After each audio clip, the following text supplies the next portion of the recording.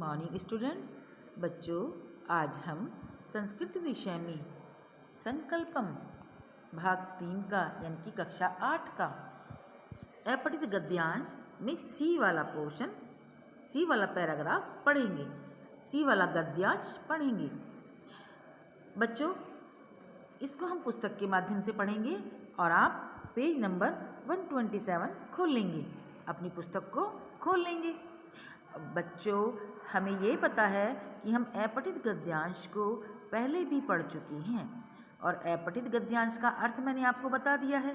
अपठित गद्यांशम यानी कि अ माने नहीं, पठित माने पढ़ा हुआ, गद्यांशम माने पहरा या गद्यांश, कि जो हमने अपनी पाठ्य पुस्तक में नहीं पढ़ा है वह ही अपठित गद्यांश होता है। अब बच्चों, हम सोचेंगे कि इसको हमारे सिलेबस में क्यों रखा जाता है, क्योंकि इस गद्यांश को पढ़कर गद्यांश के आधार पर ही जो प्रश्न बनते हैं बच्चों, जो हमसे पूछा जाता है, उनके उत्तर हम इस गद्यांश को पढ़कर देते हैं। इससे हमारे ज्ञान का हमने क्या प्राप्त किया, हमने क्या गेन किया, हमारी कल्पना शक्ति कितनी है, हमारी बुद्धि कितनी है, बुद्धि का स्तर कितना है, ये सब हमारा इस अपठित गद्यांश के माध्यम से पता चलता है कि हमारी कल्पना कितनी चल रही है, हम क्या क्या इमेजिन कर सकते हैं, कैसे इसका उत्तर दे सकते हैं, हमने क्या समझा, हमारी सूझ, हमारा ज्ञान, हमारी समझ कितनी है, तो वो हमें अपठित गद्यांश से बच्चों पता चलता है। तो आइए बच्चों, अब हम अपना ये सी वाला गद्यांश पढ़ना आरंभ करते हैं। अपनी पुस्तक खोल लीजिए बच्चों, बिना पुस्तक के समझ नहीं पाएंगे। देखिए, जलम बिना न कोअपि जीवः जीवति। जलम यानी कि जल तो पता ही है, विना माने नहीं, बिना पता ही है, ना कोअपि जीवः जीवति, कोअपि कोई भी, जीव प्राणी, जीवति जीता है या जी सकता है या रह सकता है, कि जल के बिना कोई भी प्राणी जीवित नहीं रह सकता है या जीवित नहीं रहता है। अतः जलम जीवनम अस्ति, इसलिए जल जीवन है। ये कहीं भी हम जाएं ना बच्चों, तो दीवारों पे हर जगह लिख के मिल जाते हैं ये स्लोगन, हमें कोटेशन है ना, सूक्तियाँ, कि जल ही जीवन है, ऐसे लिखा मिलता है ना हमें दीवारों वगैरह पे। इसलिए सेव वाटर, जल को बचाइए क्योंकि जल ही जीवन है। जल ही जीवन क्यों है बच्चों? क्योंकि संसार में कोई भी प्राणी या प्राकृतिक चीज़ें, पेड़ पौधे, जानवर, मनुष्य, कोई भी जल के बिना नहीं जीवित रह सकते हैं। इसीलिए जल को जीवन कहा गया है कि जल है तो जीवन है। क्योंकि अगर हम पानी नहीं पिएंगे, जल नहीं पिएंगे, तो मृत्यु को प्राप्त हो जाएंगे, मतलब जीना, हमारा जीवित रहना मुश्किल हो जाएगा। इसलिए तो कहते हैं जल ही जीवन है, सेव वाटर। तो ये दूसरी लाइन आगे देखो, अतः जलम जीवनम अस्ति। अतः माने इसलिए, जलम माने जल, जीवन माने जीवन, अस्ति माने है। आगे देखते हैं, ऐशा धरा जलेन समृद्धा अस्ति। ऐशा यह, धरा धरती, जलेन जल से, समृद्धा अस्ति समृद्ध है, यानी कि इस धरती पर सही मात्रा में, समृद्ध मात्रा में जल है।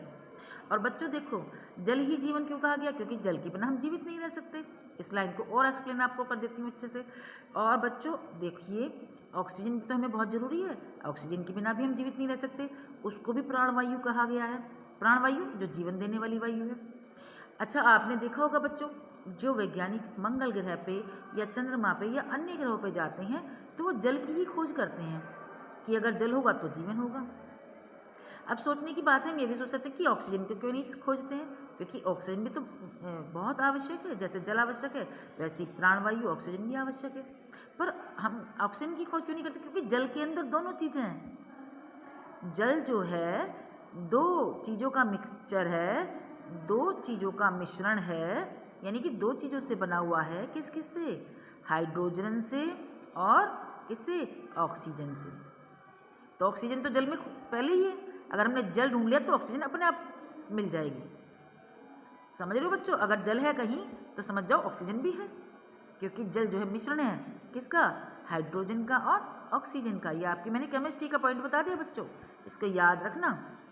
आइए चलते हैं आगे। ऐशा धरा जलेन समृद्धा अस्ति। ऐशा माने यह, धरा माने धरती, जलेन मतलब जल से, समृद्ध अस्ति समृद्ध है, यानी कि इस धरती पे सही मात्रा में, प्रचुर मात्रा में जल है। अत्र जलेन पूरितः कूपः तडागः नद्य समुद्र आदि जलाशया सन्ति। अत्र माने यहाँ। जलेन पूरितः जल से भरे हुए, कूपः कूप यानी कि कुएं। अब तो कुएं बच्चों रहे ही नहीं, आपने देखे नहीं है, पर बुक वगैरह में देखते हैं, है ना। तो अत्र या सूखे कुएं मिल सकते हैं, तो उसे अंदाजा तो आइडिया तो लग जाएगा कैसे होते थे कुएं। गहराई में खोद के उसमें जल होता था और पक्के बने होते थे कुएं। तो अत्र सूखे कुएं तब भी मिल जाएंगे बच्चों, तो देखोगे पता चलेगा, जानकारी आपको हासिल होनी चाहिए। अत्र यहाँ जलेन जल से पूरी तक कहाँ कह रहे हैं, इस धरती पर, इस पृथ्वी पर। धरा माने धरती, हाँ। जलेन पूरितः कृपः तड़ागा कूपः तड़ागा नदिया, यानी कि अत्र माने यहाँ, कहाँ मतलब धरती पर। जलेन जल से पूरितः भरे हुए, कूपः कुएं, तड़ागा तालाब, नदियाँ नदियाँ, समुद्र समुद्र, आदिया जलाशय संति, आदि जलाशय हैं। समझ गए। इस धरती पर तो पता ही है, नदी हैं, तालाब हैं, कुएं हैं, समुद्र है, जल से भरे हुए हैं। ठीक है। सूर्यस्य किरणै जलाशयानां जलम उष्णं भवति। सूर्यस्य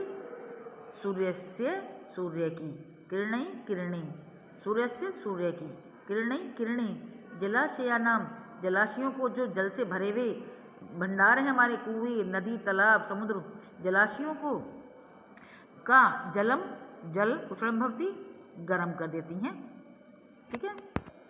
तो देखिए बच्चों कि सूरज से किरणें ही जलाशय नाम, ये विसर्ग जो है कि साउंड देता बच्चों, सूर्य से सूर्य की किरणें ही किरणें जलाशयों के जल को, है ना, उष्णं भवति गर्म भव कर देती हैं, या सूर्य की किरणों से जलाशयों का जल उष्ण होता है, गर्म होता है।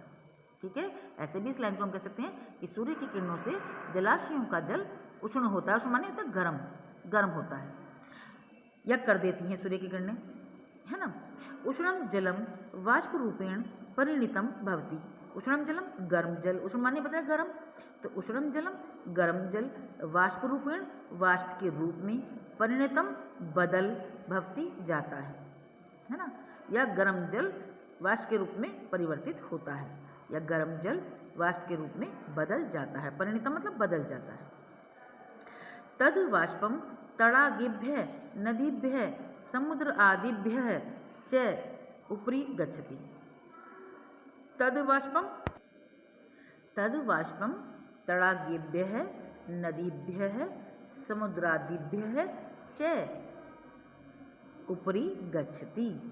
यह वाष्प या वह वाष्प तड़ागेभ्य तालाबों, नदी और च माने और समुद्र के ऊपर से जाता है। वह जो वाष्प बनी थी ना गर्म पानी होके, सूर्य की किरणों ने जो उसको जल को गर्म कर दिया था, वाष्प गर्म पानी वाष्प बन गया था, भाप बन गया था, और वो भाप जो है तालाबों के, नदी के और समुद्र के ऊपर से जाता है, काफ़ी मात्रा में जाता है ना। देखो आप बच्चों, भगोने में पानी उबलने रखते हैं तो भाप बन बन के उड़ जाता है, ज़्यादा हम उसको उबाल देते हैं तो भाप बन के उड़ता रहता है, और जब ज़्यादा उबल जाता है तो भिगोने में पानी कम रह जाता है, पतीले में पानी कम रह जाता है, भाप बन के उड़ गया। तो उसी तरह से जो भाप बन के कहाँ से किसके ऊपर से जाता है, वो तालाबों, तड़ाग माने तालाब, तालाबों के, नदियों के और समुद्र के ऊपर से जाता है। क्या? कौन? भाप, जो गर्म होके पानी भाप बन गई थी। वाष्पम एव मेघ भूत्वा वर्षति। वाष्पम एव यानी कि भाप ही या वाष्प ही, वाष्प भी कह सकते हैं बच्चों, एव माने ही, मेघ है यानी कि बादल या मेघ, भूतवा बनकर, वर्षति बरसते हैं। तो जब समझ गए आप, ये बादल क्या है, ये जमीन से ही, पृथ्वी से ही गया हुआ जल है, जो गर्म होकर सूर्य की किरणों से गर्म होकर, वाटर साइकिल है बच्चों, ये वाटर साइकिल का दे दिया सर आपको गद्यांश, जिससे कि आपको संस्कृत भी आ जाए और आपको वाटर साइकिल का आपका टॉपिक भी क्लियर हो जाए। समझ रहे हैं? तो ये देखिए कि वाष्पम एव भाप ही मेघ भूत्वा वर्षति, बादल बनकर या बादल होकर बरसती है।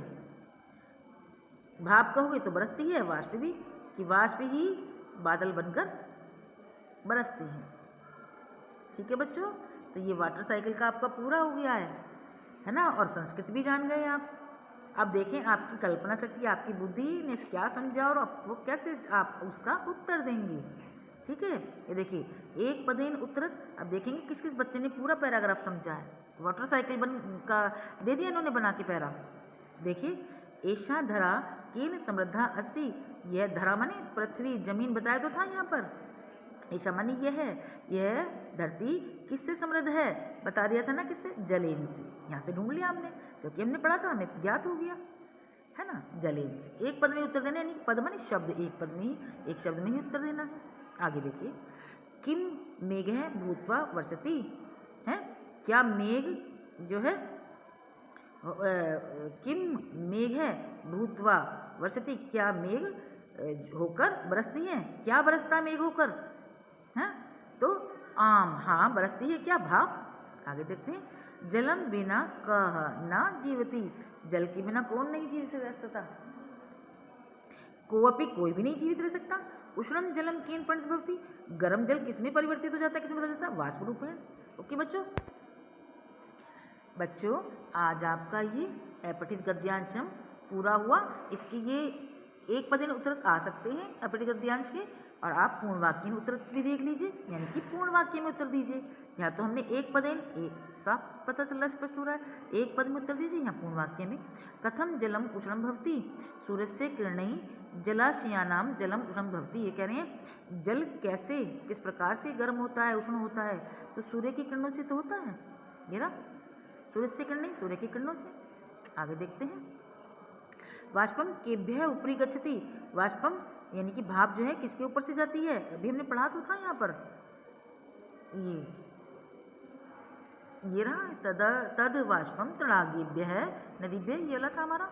तो यहाँ पे भी हमने ये आंसर दे दिया कि वाष्पम तड़ागेभ्य है नदीभ्य समुद्रादिभ्य च ऊपरी गच्छति, है ना बच्चों। दो हमारे ये लॉन्ग हो गए थे, बड़े हो गए थे, पूर्ण वाक्य में हो गए थे, तो हमने पूर्ण वाक्य में लिख दिया।